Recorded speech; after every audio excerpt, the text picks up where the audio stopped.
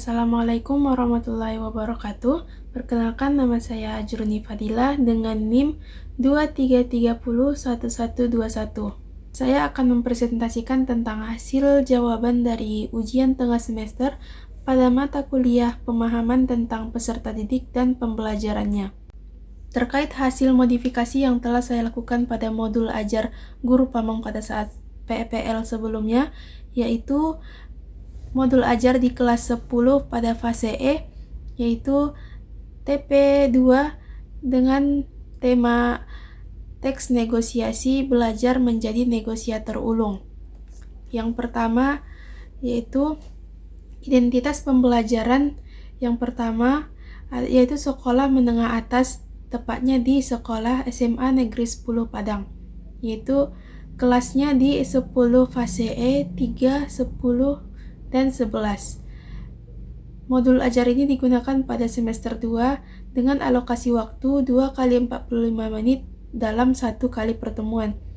Tahun ajaran yaitu 2023-2024. Langkah-langkah pembelajaran yang dilakukan berdasarkan kegiatan pembelajaran yang telah dicantumkan pada hasil modifikasi RPP atau modul ajar sebelumnya, yaitu kegiatan pembuka, kegiatan inti, dan kegiatan penutup. Pada kegiatan pendahuluan, itu dilakukan dalam waktu 10 menit. Yang pertama, guru mengucapkan salam pembuka, mengecek kehadiran peserta didik, dan berdoa untuk memulai pembelajaran. Selanjutnya, guru menanyakan kabar peserta didik. Guru akan mengajukan pertanyaan-pertanyaan yang mengaitkan pengetahuan sebelumnya dengan materi yang akan dipelajari. Setelahnya, guru menjelaskan tujuan pembelajaran atau kompetensi dasar yang akan dicapai, dan guru akan menyampaikan cakupan materi dan penjelasan uraian kegiatan pembelajaran.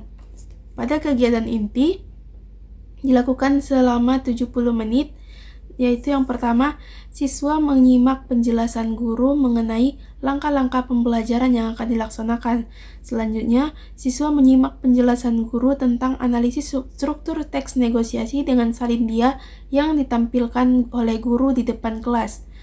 Siswa menyimak penjelasan guru terkait mekanisme diskusi kelompok dan tugas yang harus diselesaikan selama proses pembelajaran sedang berlangsung.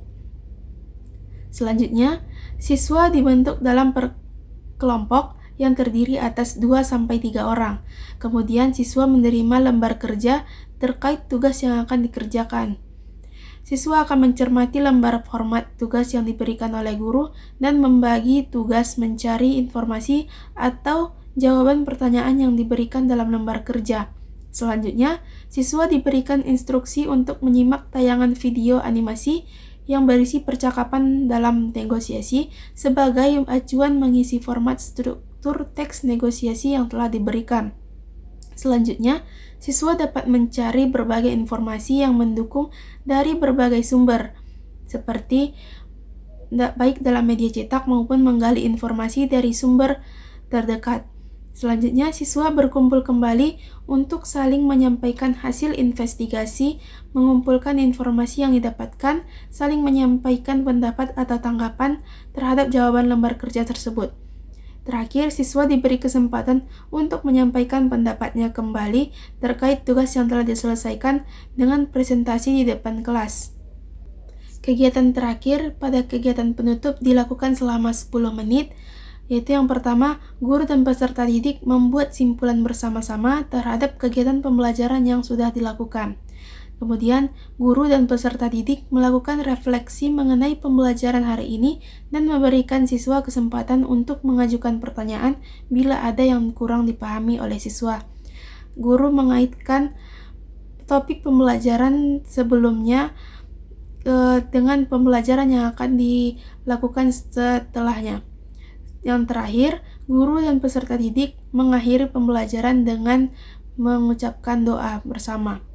Karakteristik siswa yang akan diajarkan yaitu siswa yang akan dihadapi adalah siswa kelas 10 SMA yang memiliki karakteristik bervariasi tergantung pada berbagai faktor, termasuk kebutuhan individual, latar belakang sosial, minat dan kemampuan akademis. Siswa di SMA Negeri 10 Padang membuat siswa yang minat belajar dan kemampuan akademisnya bagus. Latar belakang sosial siswa di sekolah tersebut juga dari kalangan menengah atas, tetapi tidak terdapat perbedaan antar siswa. Sosialisasi terbangun dengan erat dengan keterlibatan siswa dalam kehidupan sosial tanpa membeda-bedakan kemampuan dan tingkatan belajar mereka. Etika siswa perlahan mulai terbentuk dalam kehidupan sosial tanpa membeda-bedakannya. Perihal tanggung jawab, siswa di sekolah tersebut sudah dibekali dengan kemampuan merencanakan dan mengorganisir belajar secara mandiri agar lebih meningkat. Kecakapan siswa dalam menggunakan teknologi juga sudah sangat mahir, dan siswa dibebaskan untuk menggunakannya dalam proses pembelajaran. Berdasarkan karakteristik tersebut, modul ajar yang digunakan sudah sesuai dan telah sesuai berdasarkan karakteristik tersebut, seperti penggunaan teknologi, keruntutan dan kejelasan alur pembelajaran, ataupun metode belajar yang sudah bervariasi. Dengan demikian, proses pembelajaran sebelumnya yang tidak efektif akan menghasilkan perkembangan pembelajaran yang mudah dipahami oleh siswa dan menimbulkan cara berpikir kritis pada siswa. Selanjutnya yaitu poin-poin penting dalam pembelajaran, mempertimbangkan karakteristik ataupun konteks lingkungan siswa. Untuk mencapai pembelajarannya efektif, adapun poin-poin yang mempertimbangkan karakteristik, kebutuhan, dan konteks lingkungan siswa, yaitu yang pertama, adaptasi kurikulum. Kurikulum diadaptasi untuk memenuhi kebutuhan dan tingkat kesiapan siswa dalam pembelajaran, serta siswa menjadi tertantang untuk lebih unggul dengan bantuan dukungan jika diperlukan. Kesiapan siswa yang tinggi dalam belajar di sekolah tersebut, terutama di kelas 10, penerapan kurikulum merdeka sudah sangat tepat digunakan karena siswa dipacu untuk berpikir kritis dan mengemukakan pendapatnya sendiri. Selanjutnya yaitu keragaman gaya belajar. Modul ajar dirancang untuk memfasilitasi sesuai dengan gaya belajar siswa, seperti visual, audiovisual, ataupun kinestetik. Siswa di kelas 10 cenderung pada gaya belajar audiovisual, dan pada modul ajar digunakan video pembelajaran dalam penyampaian materi, sehingga pada proses pembelajaran menjadi lebih efektif dan aktif bagi siswa. Selanjutnya, teknologi sebagai alat pembelajaran.